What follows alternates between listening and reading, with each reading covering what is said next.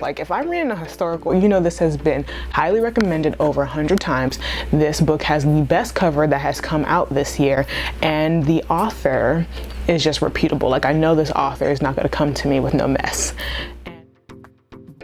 Welcome everybody to Chi Be Reading. I am Chi, aka Chioma, or Chioma, aka Chi, and today we're going to be talking about my least favorite subgenre. So, not my least favorite genres, because I don't really have any genres that I will just like point blank period not read, but I have subgenres that I won't touch it with a stick. So if you want to know some of my least favorite subgenres, stick around.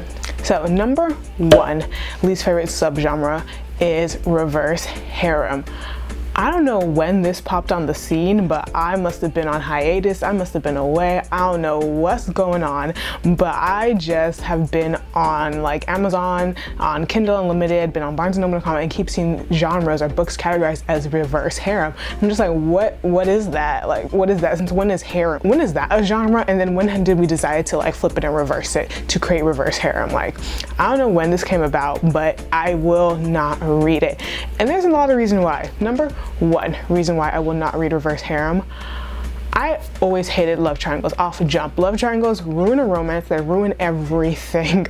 They don't add to a story. They never add to a story. And I'm just like, maybe I would like love triangles if both of the kind of vying potentials on the points of the triangle, both of these angles, maybe if they were both kind of like viable options. But love triangles, coming from someone who used to read heavy YA, it's just never equal. It's just never. It's just the obvious choice. Like, this is a better person. This person is a better human being. They are nicer. They just seem happier. They do not bring you down. There is no emotional or physical abuse. They've never kidnapped you. Just a bunch of things that makes this one perfect.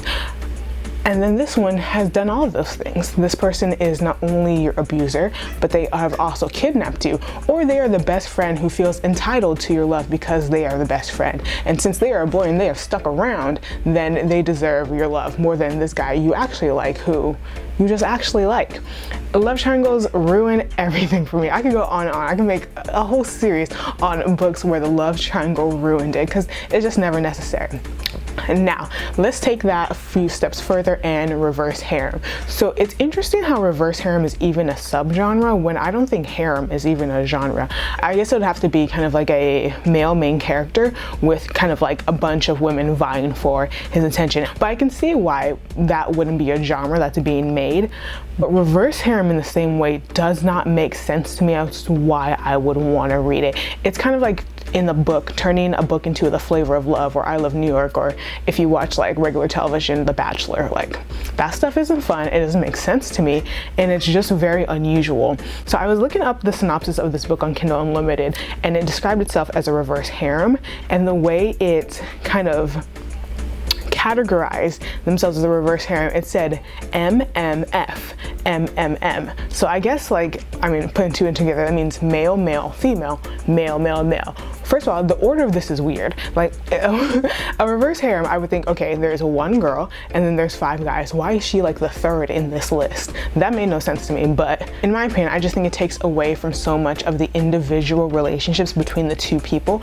And if this was a genre that was kind of like outside of romance, or kind of just like a new genre where like we are making a game show book. This book is a game show. It's The Bachelor in book form. This is a reality TV book.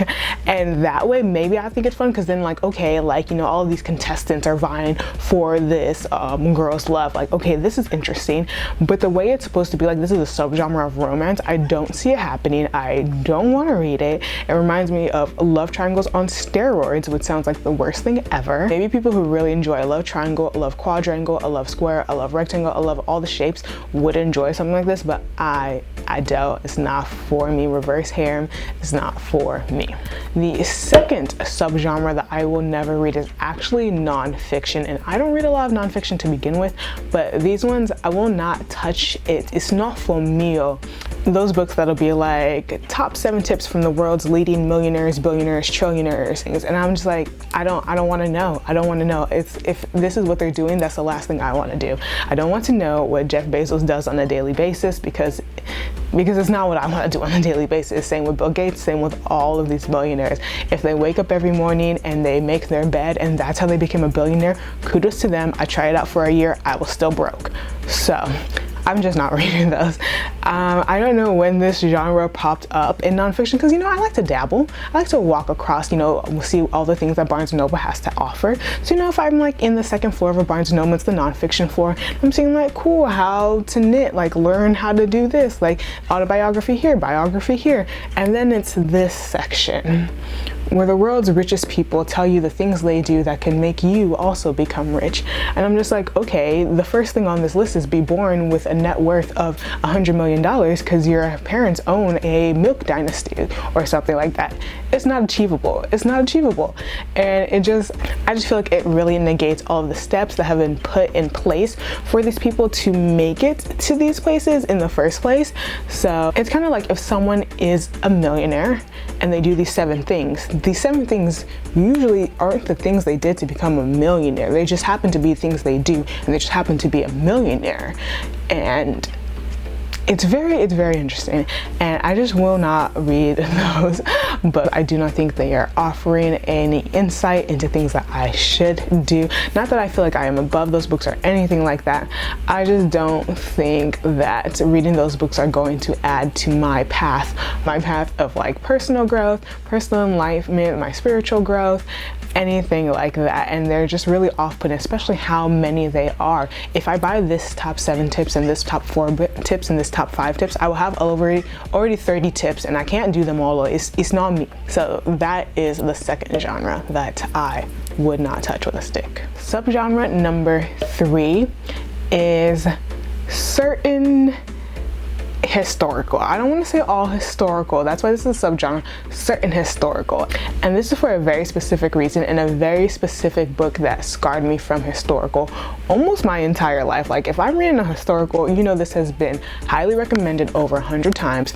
This book has the best cover that has come out this year, and the author is just reputable. Like I know this author is not going to come to me with no mess. And that is because I remember distinctly, I was in college. Yeah, I was definitely in college. So I remember reading this book in college, and I was like, when I got time to read in college in undergrad, it was an joyous moment. I embraced it. I lived in this book. It was my me time during college. So, you know, I only picked up 5-star. This book is going to be 5, 10-star book. Like it's going to be amazing, right? So this book came highly recommended. It was like historical, but also supernatural romance. So I'm just like, wow, it's doing all the things. I'm so excited. So I'm reading, I'm kind of like in the middle, you know, it's going well. And then this girl, she's just like, the main girl is having a dialogue with her siblings. I don't really remember the book, because I'm pretty sure I returned it to the library after this incident.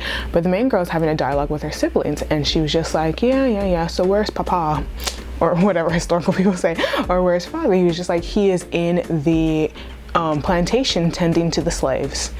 And they're like, oh, okay, when he is done, please give him this message.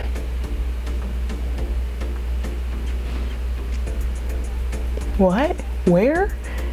No kind of introspection for like, okay, this is where he is right now, but I hate what he's doing. I hate like this, so that we have to live in this. I hate that this is going on, or no kind of comment on that. And I understand that this is a part of American history, and the triangular trade is a part of kind of just like Western history and the history of sub-Saharan Africa. I understand that it is a historical point, but I also understand that you are an author and you are aware of this, and you are aware of what the implications of this historical fact has on just so many people living today. So I just need one line, just one line. Like, yes, he is attending, or he is in the plantation, which is something that she does not agree with, and then we could keep it pushing maybe, but just don't drop that and think like, okay, this is just 17, 16, whatever time that is, and this is just how it is, because I will not play with that. It's not my portion, not me.